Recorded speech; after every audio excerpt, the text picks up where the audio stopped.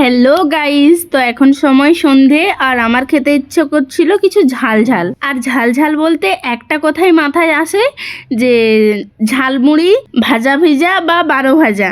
তাই আইডিয়া এলো, সকালবেলায় ছোলা ও মটর ভিজিয়ে রেখেছিলাম, তাহলে ওগুলো দিয়েই আজকে সন্ধ্যাটা সেরে নিই। তো চলো প্রথমে ছোলা মটরগুলো সিদ্ধ করে নিই। সিদ্ধ করা ছোলা ও মটর আমি বাটির মধ্যে নিয়ে নিলাম। এবার ওতে অ্যাড করলাম ধনে পাতা, কাঁচা লঙ্কা, টমেটো, পেঁয়াজ কুচি, ভাজা জিরে ও ধনের গুঁড়ো, একটু চাট মশলা, নুন আর অল্প কটা খাড়ি ভাজার মতো বানিয়েছিলাম বেসন দিয়ে, ওইটা দিয়ে দিলাম।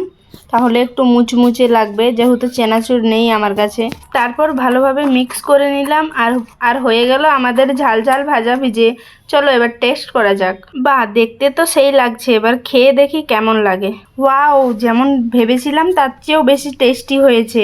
দারুণ লেগেছে খেতে। তোমরাও বাড়িতে ট্রাই করে দেখো একবার। Bye bye.